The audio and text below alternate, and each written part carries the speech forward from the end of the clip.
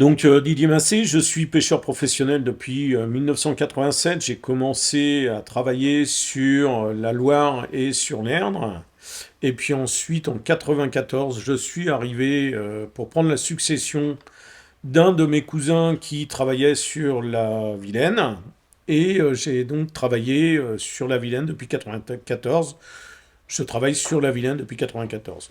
En 2017, je suis devenu président du comité national des pêcheurs en eau douce. Donc je suis le président national qui représente tous les pêcheurs en eau douce. 382 entreprises de pêche professionnelle disséminées un petit peu partout sur le territoire français.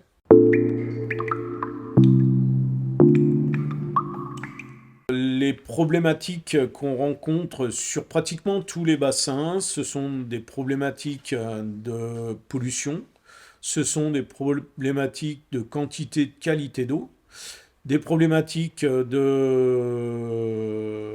d'espèces envahissantes, que ce soit des espèces végétales ou des espèces animales. Et donc on rencontre pratiquement sur tous les bassins les mêmes problèmes.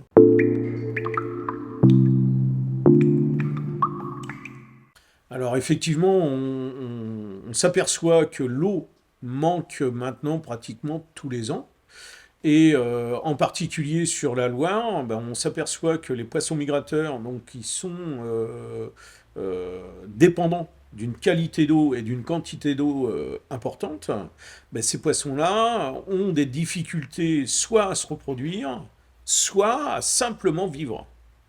Si on prend l'exemple du saumon de Loire, le saumon de Loire, s'il ne se présente pas en plein hiver, donc au mois d'octobre, novembre, au début de l'hiver, sur la Loire, il n'a aucune chance de remonter la Loire si les niveaux sont bas, parce qu'il sera soit victime de la chaleur et de la température de l'eau, soit victime de la prédation.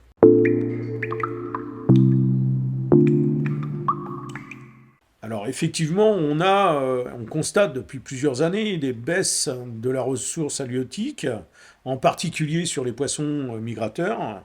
Et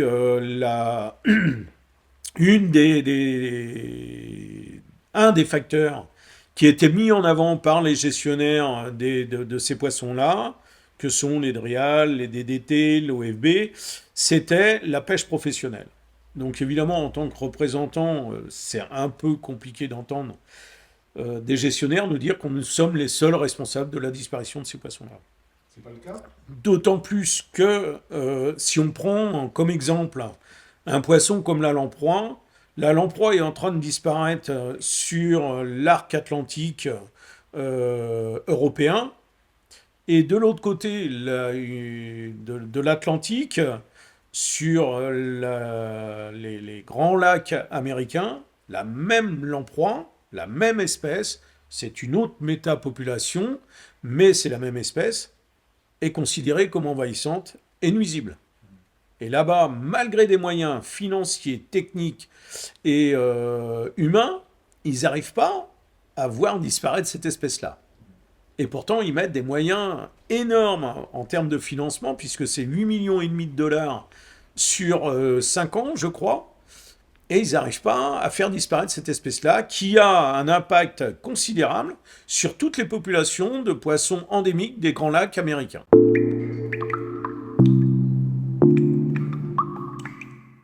Je ne sais pas si le réchauffement climatique est en lien avec l'apparition des espèces envahissantes. Ça favorise certainement certaines espèces, en particulier des espèces, comment on pourrait les appeler, plutôt tropicales, comme la corbicule. Ce petit coquillage-là est en phase d'expansion à l'heure actuelle sur la plupart des fleuves français. Et effectivement, il a un impact bien plus important quand l'eau se réchauffe.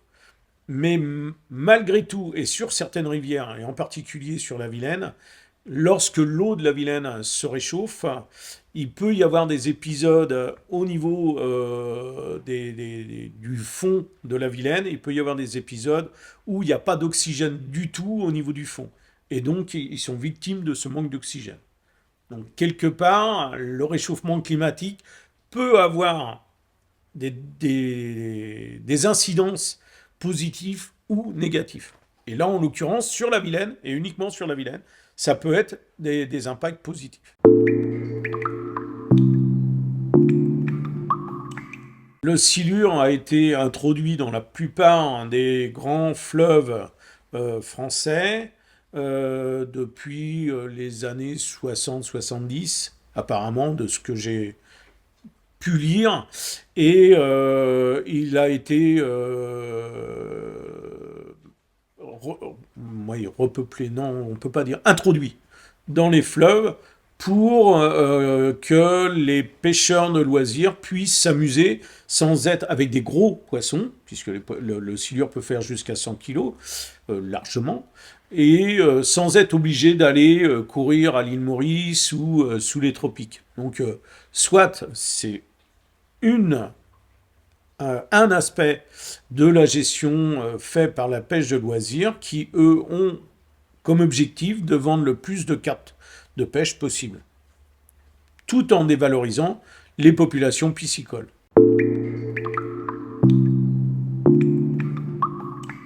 On voit bien, en particulier sur la Loire, parce que le système de la Vilaine est complètement différent à cause du barrage d'Arzal, où le maintien du niveau d'eau est complètement artificialisé.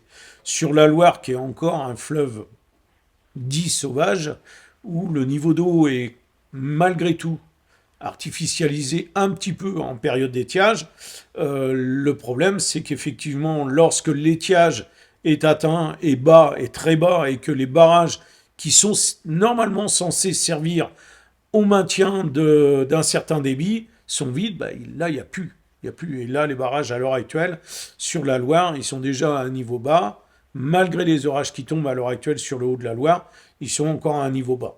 Donc oui, il y a évidemment un impact sur des fleuves sauvages. Sur un fleuve artificialisé, c'est un peu différent. Ouais, depuis maintenant une bonne dizaine d'années, on observe une augmentation de la température moyenne des fleuves, un débit moyen qui va en diminuant, et évidemment des phénomènes d'eutrophisation de fleuves, en particulier sur la Loire, qui vont arriver, puisque où il y avait auparavant très peu de clarté de l'eau, maintenant, à cause des corbicules, parce que là-bas, il n'y a pas de phénomène de manque d'oxygène en Loire, puisque il y a toujours du courant, donc il y a toujours de l'oxygène, donc les corbicules continuent de vivre sans problème, et du coup, ils continuent leur prélèvement sur le phytoplancton, puisque cette espèce-là filtre 7 fois plus qu'une moule ou une huître. Donc évidemment, l'impact sur tout ce qui est phytoplancton est beaucoup plus important. Et du coup, dans la mesure où il y a moins de phytoplancton, l'eau est beaucoup plus claire. Et donc, les rayons du soleil peuvent pénétrer dans la couche d'eau beaucoup plus profondément. Et on voit des espèces végétales qu'on n'avait pas auparavant se développer au niveau du fond. Donc tout ce qui était auparavant des bancs de sable risque de se retrouver un jour ou l'autre à devenir des bancs de vase.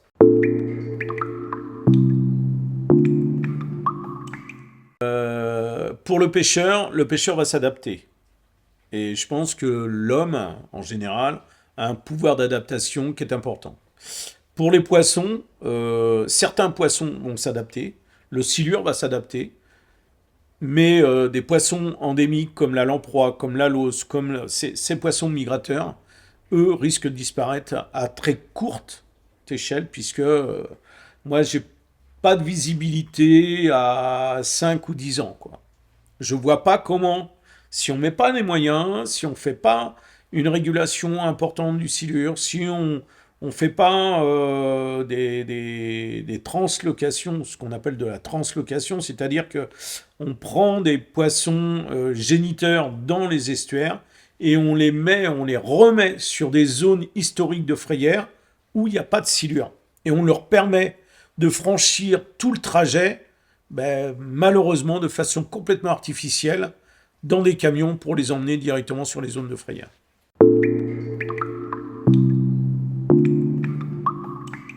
On a effectivement quelques problèmes avec les pêcheurs amateurs en fonction des bassins. Il y a des bassins où effectivement il peut y avoir des problèmes d'incompréhension parce que les gens s'imaginent que le fait de mettre des filets dans l'eau suffit pour vider une rivière. Loin de là, le filet peut être sélectif et en fonction du type de filet et du maillage du filet, on va être sélectif et pêcher telle ou telle espèce.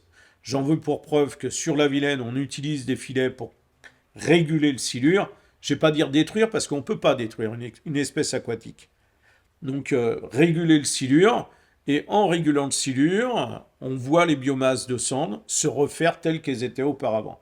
Donc effectivement, on a un impact, je ne vais pas le nier, on a un impact, mais il me semble, au travers de nos données de pêche, il me semble qu'on est sur une voie de diversification et de biodiversité qui sera beaucoup plus importante que si on avait laissé le silure prendre place et faire ce qu'il fait partout ailleurs, c'est-à-dire manger les poissons. Il ne mange pas tous les poissons, on sait très bien qu'il ne va pas tout manger et que ça va s'équilibrer un jour ou l'autre. Mais si on prend le cas de la Loire, sur la Loire, et en particulier sur la lamproie, puisqu'on a fait des études là-dessus, on s'aperçoit que le taux de prédation du silure est sur l'axe Vienne-Creuse, qui est un axe important pour les poissons migrateurs du bassin de la Loire. Là, on est à 80%, un peu plus de 80% de taux de prédation. Et sur l'axe Allier-Loire, on est à 100% de prédation. Donc évidemment, ça nous a interpellés. Donc dès cette année, avec les résultats de cette étude-là, on a décidé, nous, pêcheurs professionnels, de capturer des lamproies et de les faire remonter sur l'Allier pour qu'elles puissent se reproduire sans être victimes de prédation du silure.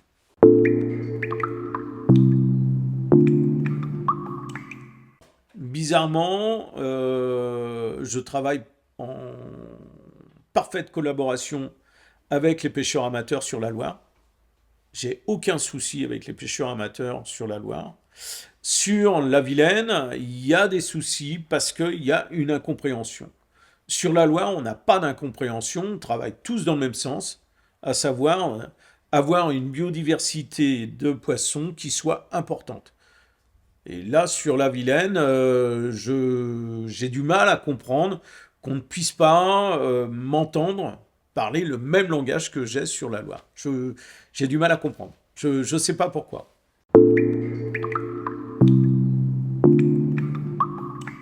Là, si on prend le cas de la Bretagne, effectivement, à cause du réseau hydrographique breton, on est sur des cas particuliers, parce que la Bretagne est quand même une région agricole particulière, avec une intensification des cultures, une intensification de l'élevage. Euh, Là, moi, je ne suis pas vraiment en capacité de répondre entre est-ce que on doit continuer de nourrir la population humaine avec des animaux, ou est-ce que on diminue un petit peu cette quantité animale et puis on va se diriger sur une alimentation différente. Là, moi, je ne suis pas vraiment bien placé pour dire quoi que ce soit. Je suis un producteur, mais évidemment plutôt cueilleur que producteur intensif. Donc effectivement, tout ce qui est intensif a une incidence sur les milieux, quel que soit le milieu, on le voit. Je, Moi, j'ai des idées, je pense qu'il y a moyen de lier les deux, mais à condition de rester dans le raisonnable. S'il n'y a plus d'eau dans la rivière, il n'y a plus d'alimentation en eau non plus. Ça veut dire qu'au robinet, on n'a plus d'eau, donc l'alimentation en eau potable n'est plus assurée, et derrière, évidemment, il faudra bien qu'à un moment donné, on s'aperçoive que l'eau, c'est un bien collectif qui doit rester collectif et qui ne doit pas être mis à la disposition de certains industriels, qu'ils soient agriculteurs ou autres.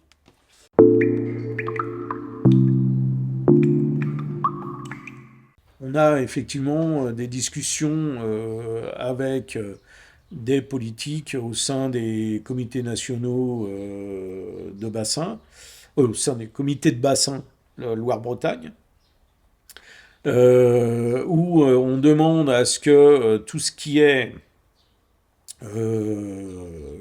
irrigation, pompage, soit limité pendant les périodes hivernales et pas pendant les périodes estivales. Alors évidemment, on comprend bien que les végétaux ont besoin de plus d'eau l'été, en particulier certaines espèces de plantes, je pense en particulier au maïs, qui est une espèce qui demande à avoir beaucoup d'eau et la tête au soleil, c'est ce qu'on m'a toujours dit. Ben, oui, ok, sauf que à l'heure actuelle, ben, est-ce que le choix de faire du maïs, c'est le bon choix?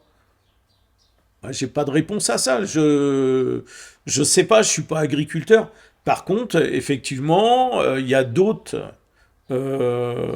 agriculteurs entre guillemets qui ont besoin d'eau et qui ne produisent pas de maïs, mais qui produisent des cultures maraîchères et lesquels sont contraints avec des forfaits pour arroser qui peuvent être pas suffisants par rapport à d'autres qui vont utiliser l'eau peut-être à mauvais escient, parce que quand je monte sur Paris et que je vois des maïs arrosés en pleine journée par 35 degrés, je me dis qu'il y a peut-être moyen quand même d'améliorer les choses en faisant un arrosage uniquement la nuit. Il y aurait moins, je pense qu'il y aurait moins d'évaporation.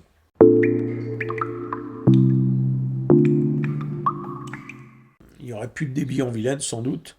Est-ce que effectivement on doit utiliser les eaux usées? Il y a peut-être moyen de les réutiliser, mais qui retournent malgré tout dans les milieux aquatiques. Que tout ne soit pas perdu.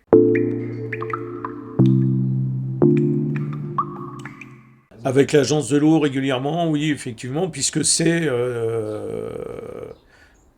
un gestionnaire de l'eau et des bassins. Et puis c'est aussi un financeur important quand on veut faire des études. On a des conventions qu'on signe régulièrement avec l'agence de l'eau pour monter des études.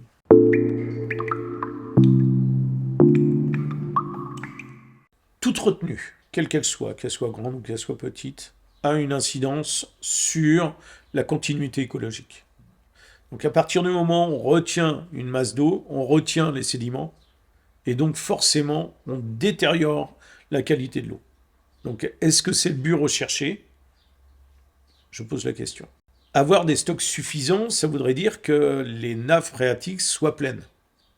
C'est-à-dire que pendant les périodes hivernales, au moment où l'eau est abondante, qu'elle puisse pénétrer dans les sols. Qu'est-ce qui fait que l'eau ne pénètre pas dans les sols? C'est soit trop d'eau qui tombe d'un seul coup sur un bassin versant, soit un bassin versant qui a été totalement modifié avec du bétonnage partout dans les villes, et donc un ruissellement rapide vers la rivière, ou alors des méthodes agricoles qui ont été modifiées, des bassins versants qui ont été modifiés, où il y avait des haies pour retenir l'eau, où il y avait des talus pour retenir l'eau. Aujourd'hui, l'eau, plus vite elle est partie, plus vite on peut rentrer dans le champ.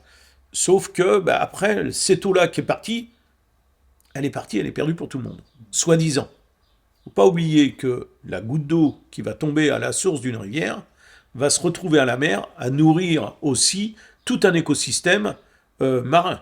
S'il n'y a pas d'eau douce, il n'y a pas d'écosystème marin. Donc il faut aussi y penser, quoi.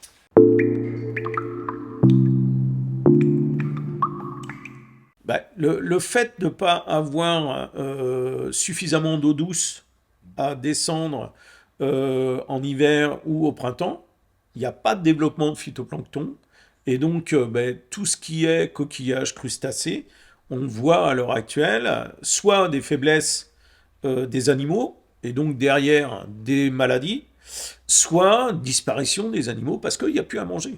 Donc, c'est là où, s'il n'y a pas cet équilibre qui se fait, malheureusement, bah, on va à la perte des animaux, mais aussi à notre perte aussi, hein. Si on est au pied du mur, à un moment donné, il faudra bien qu'on rétablisse l'équilibre. Alors effectivement, on peut faire de l'argent avec de l'eau, soit en la traitant, en la consommant, soit en la transformant en biomasse animale ou en biomasse végétale pour faire différentes choses. Quelque chose qui m'embête un peu, c'est cette course à l'heure actuelle à la méthanisation. On va arroser des plantes pour les mettre dans des méthaniseurs. Je me dis, il y a quelque chose quelque part qui va pas bien, quoi. Ok, il y a peut-être des plantes qu'on peut mettre dans le méthaniseur qui n'ont peut-être pas besoin d'eau. Donc peut-être que celle-là, bah, c'est peut-être le futur, c'est peut-être ça. Alors, je pense en particulier au miscanthus. Pourquoi on ne mettrait pas... Alors je ne sais pas si c'est possible, j'en sais rien, mais est-ce qu'il n'y aurait pas moyen, quoi? C'est pas une plante qui demande beaucoup d'eau, donc peut-être que c'est... ou du bambou, ou je ne sais pas, mais il faut réfléchir autrement que à très court terme. Il faut voir à plus long terme et en essayant d'économiser cette ressource qu'on va avoir besoin dans le futur, qui est l'eau.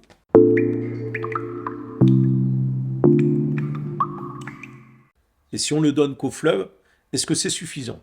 J'entends par là, le fleuve, c'est d'abord un bassin versant, et si on ne donne pas la personnalité juridique au bassin versant, le fleuve va mourir.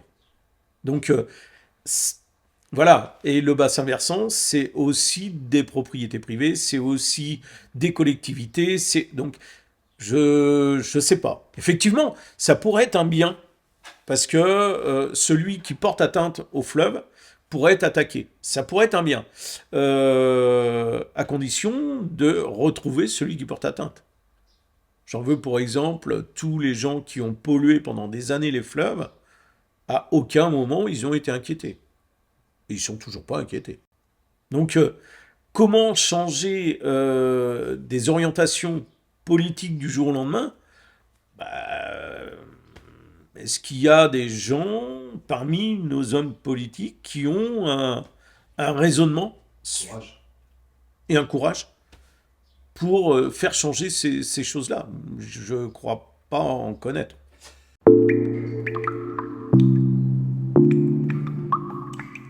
La communauté de communes de Nantes est alimentée par deux prises d'eau en Loire. Une prise d'eau qui se trouve pratiquement dans Nantes et une autre prise d'eau qui se trouve à 15 km en amont de Nantes. Le souci, c'est que par des étiages très bas, eh bien évidemment, l'onde de marée et donc l'eau salée remonte de plus en plus haut dans le fleuve. Et donc effectivement, la première prise d'eau avait été fermée pour éviter que la salinité rentre dans le circuit de traitement pour l'usine des eaux de Nantes. Et la deuxième, qui est très largement en amont, n'était ouverte que pendant les marées descendantes. Dès que la marée montait, ils fermaient les vannes pour éviter de prendre de la salinité. C'est un phénomène nouveau dû aux étiages très bas. Donc au réchauffement climatique et puis au manque de débit forcément et au manque de pluviométrie. Réchauffement climatique ne veut pas forcément dire moins de pluviométrie. Pas forcément. Mais voilà, on en est là malgré tout. On voit qu'il y a de moins en moins de pluie et de moins en moins de pluie en hiver en plus.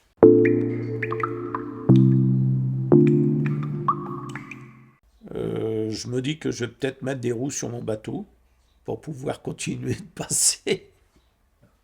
Effectivement, on rencontre ce genre de problème-là sur la Loire où il y a eu un bateau qui a été construit qui se nomme le Loire Princesse sur la Loire, qui est un très joli bateau pour faire du tourisme et qui devait remonter des touristes jusqu'en amont de Angers puisqu'il devait aller jusqu'à Saumur avec des roues à aubes. Donc il est très bien fait, il est magnifique, sauf que avec des débits très faibles et des niveaux de la Loire très bas. Le bateau qui a été conçu il y a 20 ans, aujourd'hui, il passe plus à moins de mettre des roues de tracteur, quoi.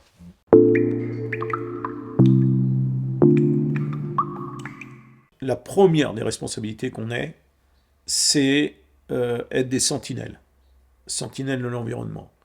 Parce que en étant constamment sur le milieu aquatique et d'avoir une bonne compréhension des milieux aquatiques, ça nous permet d'alerter les gestionnaires, d'alerter les autorités en fonction des actions qui sont entreprises. Donc ça peut être de la pollution, ça peut être des captages d'eau importants, ça peut être également des dégradations des milieux aquatiques dues à des espèces envahissantes, telles que la Jussie, telles que le myriophile du Brésil, enfin voilà. Et c'est donc aussi nous qui pouvons alerter. Et ça a été, on est reconnu comme sentinelle de l'environnement, puisque cette année, on a signé des conventions avec Veolia pour le syndicat, je ne me rappelle plus lequel.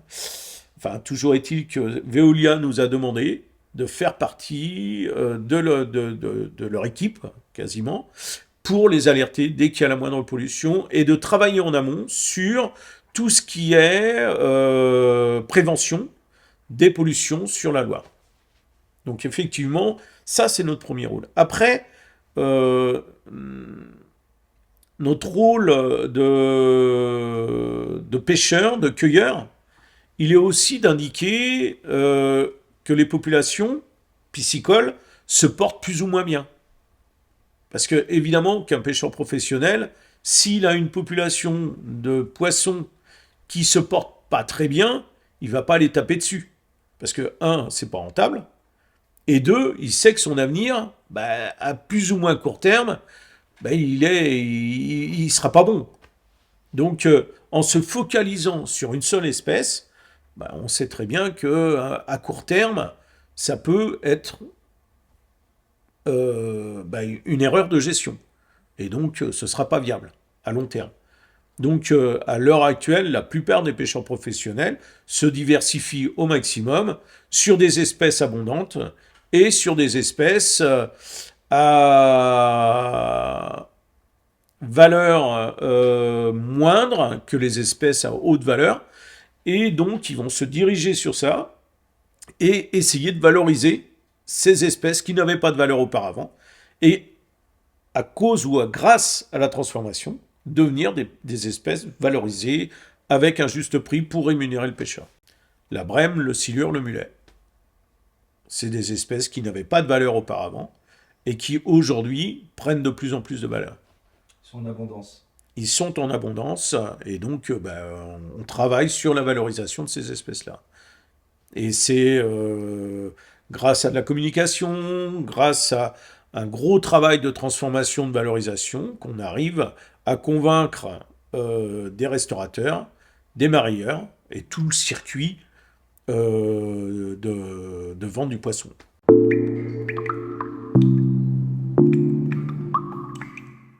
Dans les fleuves et dans les rivières, on ne peut pas dire que ça va si mal que ça. On s'aperçoit qu'effectivement, des populations telles que l'anguille est en diminution. Mais il faut mettre un bémol à la diminution, puisque effectivement, on a moins d'anguilles adultes, mais on a de plus en plus de civelles qui remontent. Cette année, on a eu un recrutement en civelles qu'on n'avait pas vu depuis 40 ans. D'où viennent ces civelles-là? Moi, dans mon poulailler, moi j'ai de poules, moi j'ai d'œufs. Il n'y a pas plus d'anguilles, et pourtant il y a de plus en plus de civelles. Donc qu'est-ce qui se passe? C'est pas un problème de pêche, puisque voilà, il y a des quotas, c'est restreint. Aujourd'hui, les quotas sont atteints en 8 jours. Auparavant, il fallait pratiquement 3 mois pour atteindre les quotas. Donc si le temps de pêche est aussi réduit, c'est parce qu'il y a de plus en plus de poissons dans la rivière. Ou alors, c'est que le pêcheur est vraiment de plus en plus efficace. Or, les engins n'ont pas évolué, les vitesses pour les pêcher n'ont pas évolué, au contraire, ils ont tendance à diminuer pour améliorer la qualité, puisque sur la civelle en particulier, 60% du quota est destiné à faire du repeuplement. Alors, est-ce que c'est à cause ou grâce au repeuplement qui est fait qu'on voit de plus en plus d'anguilles qui peuvent sortir des rivières et aller se reproduire, pour le moment, c'est des questions auxquelles j'ai pas de réponse. Je vais interroger les scientifiques demain, puisqu'on a une réunion demain. Je vais interroger les scientifiques à ce sujet-là.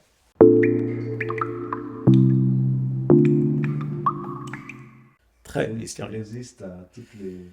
Il y a, après, les études pour démontrer des sentiments, pour démontrer des, des- des suspicions de ce qui peut se passer, ça coûte des milliers et des milliers d'euros, quoi. C'est toute la problématique aussi, quoi. Effectivement, sur la Vilaine, la gestion de l'eau, telle qu'elle est faite pour éviter les inondations des villes telles que Redon en particulier ou Rennes éventuellement, c'est une gestion, comment on pourrait dire, pas dramatique, elle est, Caricatural peut-être. oui, un peu caricaturale, parce que on va mettre en avant l'inondation, mais avant d'inonder, je pense qu'il y a moyen d'inonder les marais, de maintenir les marais en fonction des prévisions. On a quand même maintenant la possibilité d'avoir des prévisions à plus ou moins long terme et effectivement de pouvoir maintenir ou pas les marais en eau et donc de créer des zones de frayère pour le brochet. Le brochet est une des victimes de la mauvaise gestion de l'eau. Le fait d'avoir ce sentiment-là de ne pas pouvoir gérer une période de crue, une période d'inondation, euh, c'est le, c'est un sentiment que les autorités ont et c'est une peur euh, individuelle que ressentent les représentants de ces autorités-là. Donc oui, il faut aussi se mettre à la place de ces gens-là, mais évidemment, ils n'ont peut-être pas toutes les connaissances et peut-être aussi l'envie politique de voir la biodiversité se développer. Ils pensent aussi au siège sur lequel ils sont assis qui peut être éjectable à tout moment. Donc s'il y a une inondation importante, effectivement, c'est eux qui vont prendre. Donc oui, après, il faut se mettre à la place des gens, il faut se remettre dans le contexte. Mais si on souhaite se mettre à la place du brochet, bah oui, l'autorité là pourrait effectivement être éjectée parce qu'ils ne protègent pas le brochet. Les stocks de brochets sont en diminution depuis. Moi, j'ai jamais vu de brochet sur la Vilaine. Il n'y a pas de brochet ou quasiment pas de brochet sur la Vilaine parce qu'il n'y a pas de reproduction. Voilà, c'est parce que les marais sont inondés à un moment donné, mais exondés immédiatement après. Pour que les marais soient efficaces, il faudrait qu'ils puissent rester à minima un mois sous l'eau, quoi. Donc, bah, effectivement, s'il y a une autre pointe de crue, bah, le pouvoir tampon des marais n'est plus efficace si on maintient les marais en eau. Donc, c'est une gestion qui est très compliquée à faire en fonction des choix qu'on va déterminer. Est-ce qu'on veut que les maisons soient inondées ou est-ce qu'on veut que le brochet puisse... Bah, je pense que là, il n'y a pas photo, quoi. Il y a un entre-deux avec des risques qui peuvent être majeurs pour bah, les décideurs et des risques majeurs pour les populations en riveraines des cours d'eau. C'est nous le brochet, quoi. Bah, après, il y a des solutions. Il y a des solutions. Pourquoi la Vilaine, en particulier la Vilaine, sort de son lit rapidement? C'est parce que la modification du bassin versant est telle qu'une goutte d'eau qui tombe maintenant va mettre quelques heures à descendre à la rivière, alors qu'auparavant, grâce au circuit plus ou moins sinueux qui était le circuit de la goutte d'eau, mettait 8 jours à descendre à la rivière. Aujourd'hui, ben, en quelques heures, elle est descendue à la rivière, la goutte d'eau. Donc il faut repenser différemment le bassin versant. Le premier des barrages qui devrait être mis en œuvre, c'est l'arrêt de charrue, non pas dans le sens de la pente, mais perpendiculaire à la pente. C'est du bon sens, c'est du bon sens paysan qu'il faut retrouver. À l'heure actuelle, on n'y est plus.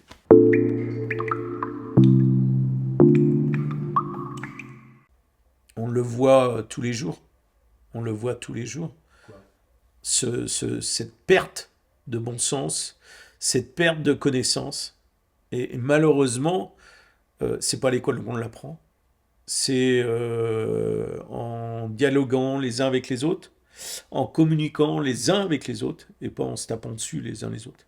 Mais en pratiquant le milieu, ceux qui ont la compétence sur le milieu, ceux qui sont sur le milieu, qui soient un petit peu plus écoutés aussi, parce qu'ils sont sur le milieu. À l'heure actuelle, les décideurs sont dans des bureaux, mais ne sont pas sur le terrain. Et le problème, il est là. Parce que les gens qui décident n'ont pas forcément toutes les connaissances ou toutes les compétences. C'est un constat. C'est simplement un constat. Je le constate pas tous les jours, mais presque. Donc oui, il faut revoir tout ça.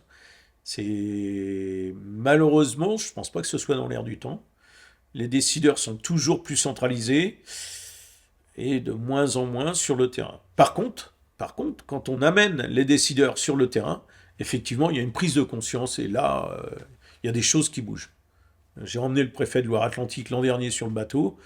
Effectivement, là, il y a eu des choses qui ont bougé. Là, il y a des choses qui ont bougé. Parce qu'il a vu comment ça se passait, il a compris comment on travaillait, il a compris que il y avait des problèmes et que pour résoudre les problèmes, il fallait du bon sens paysan. Il a pris conscience de l'impact du silure sur les poissons migrateurs. Il a pris conscience du rôle du pêcheur professionnel de par les moyens qu'il allait mettre pour réguler cette espèce-là avec des moyens sélectifs, qu'il pouvait avoir un impact sur les populations de silure, et que pour sauvegarder les poissons migrateurs, il fallait mettre en œuvre des actions pragmatiques et simples pour avoir des migrateurs dans le futur. La solution pragmatique, même si elle est artificielle, peut sauver les poissons migrateurs le temps d'une régulation. Parce que le silure, le temps de régulation du silure, ça va pas être sur une année, ça va pas être sur 2 ans, ça va être sur des dizaines d'années. Donc le problème, il est là, c'est que ça va coûter de l'argent. Comment on va faire pour trouver de l'argent maintenant? Le souci, ça va être ça. Ça va être de déterminer quelle est la valeur patrimoniale de chaque espèce de poisson migrateur et de déterminer, en fonction de cette valeur-là, ce qu'on souhaite faire et si on souhaite les sauvegarder ou pas. C'est que de la philosophie humaine. La nature n'a pas besoin de nous. Elle peut s'équilibrer toute seule, à condition qu'on lui laisse le temps. Est-ce qu'on a le temps? Est-ce qu'on a le souhait d'avoir ce temps-là? C'est de la philosophie, c'est purement philosophique. Il n'y a que l'humain qui va penser à ça. La nature, elle va faire son devoir, elle va faire ce qu'elle va faire. Les espèces vont de toute façon... Alors, il y a des espèces qui vont diminuer, d'autres qui vont augmenter aux dépens des espèces qui peuvent diminuer. Mais il y aura, à un moment donné, un équilibre qui va se créer, à condition que l'homme n'intervienne pas.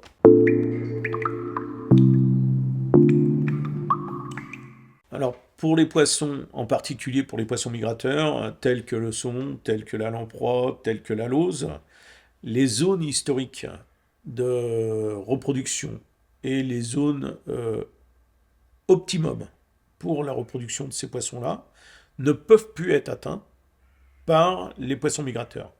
Parce que le poisson migrateur a un seuil de maturité de ses gamètes sexuels qui mûrissent en fonction de la température de l'eau. Donc plus la température de l'eau va être atteinte rapidement sur le bassin, moins ils peuvent accéder aux zones favorables à la reproduction. Donc forcément qu'il y aura aussi un impact du réchauffement climatique sur la reproduction des poissons migrateurs, parce qu'ils n'auront plus la possibilité d'atteindre le haut du bassin, qui était, en termes de granulométrie, en termes de température, en termes d'oxygène, qui était optimum pour ces espèces-là. Aujourd'hui, à cause du réchauffement climatique, elles ne peuvent plus aller jusque là-haut. On pense au saumon, on pense à la lamproie, on pense à la lauze, malheureusement. Donc, comment on va faire pour pallier tout ça? Il faut pas de barrage, il faut pas d'obstacle. Donc, voilà. Il y a des enjeux de conservation de l'eau pour les populations humaines et tous les enjeux que ça représente au niveau humain. Et il y a les enjeux écologiques qui, eux, n'ont pas de valeur économique immédiate, mais patrimonialement parlant, quelle est la valeur d'un poisson migrateur? Et ça, à l'heure actuelle, personne n'est capable de le dire. C'est des indicateurs importants. Ces poissons-là sont des indicateurs de, de la valeur du milieu Du bon état de l'eau. et du bon état des milieux. Et les truites. Et truite aussi, c'est exactement le même phénomène.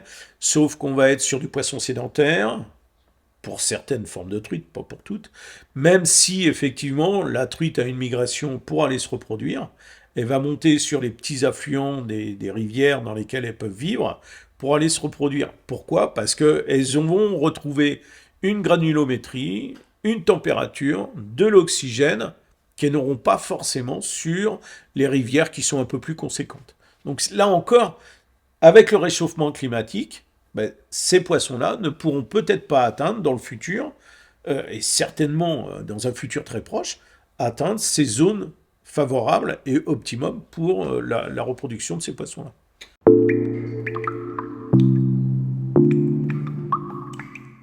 Les problèmes qu'on rencontre dans la pêche professionnelle, ce sont des problèmes de ressources, d'adaptation à la ressource, en fonction des pêcheurs, en fonction des orientations des entreprises de pêche. J'ai parlé de la brème, j'ai parlé du silure, j'ai parlé du mulet.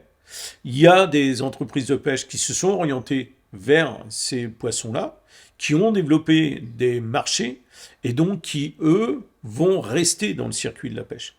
Ceux qui sont restés sur une production monospécifique, ben, ceux-là vont avoir de plus en plus de difficultés dans le futur, surtout si ces espèces-là viennent à diminuer, sans parler de disparaître, hein, viennent à diminuer drastiquement, ou que par des mesures de gestion pour protéger ces espèces-là, la réglementation impose soit des quotas, soit des temps de pêche qui seront très limités et qui ne permettront plus aux pêcheurs de pouvoir vivre de cette ressource-là. Donc, soit il y aura une adaptation en fonction des milieux, parce qu'il y a des milieux où il n'y a pas d'adaptation possible, parce qu'il n'y a plus qu'une espèce qui prédomine. Donc ça, c'est le problème. Et il faut aussi avoir une gestion collective de ces populations-là, et à l'heure actuelle, il n'y a pas de gestion collective. Il y a un monopole de la gestion pour s'amuser avec les poissons.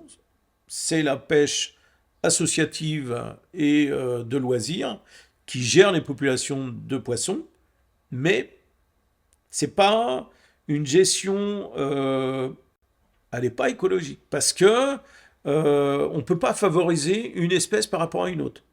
On doit avoir une approche pas systémique, mais si, écosystémique, pour faire une bonne gestion piscicole. Or là, si on n'est que sur une espèce et mono-espèce, on ne peut pas gérer comme il faut. Donc la vision de vouloir développer une pêche que du silure, bah, je pense que c'est se tirer une balle dans le pied d'avoir cette vision-là. C'est le cas de la PPMA. C'est le cas de certaines fédérations de pêche. Pas les APPMA. Une APPMA, c'est très localisé. Une fédération de pêche, c'est sur un département, voire sur un bassin. Les unions de fédération, c'est sur des bassins. La gestion piscicole devrait se faire par bassin. Et quand il y a des problèmes sur un bassin, bah, faut déjà poser le problème, le bon problème, pour trouver la bonne solution. C'est toute la difficulté, elle est là à l'heure actuelle, parce que en fonction du poids politique des intervenants, bah, on va voir des orientations qui vont être différentes.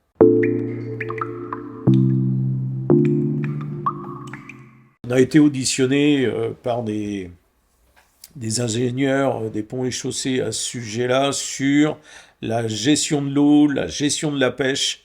Et nous, en tant que pêcheurs professionnels, on souhaiterait avoir une gestion par bassin plutôt qu'une gestion par département, ce qui est complètement aberrant.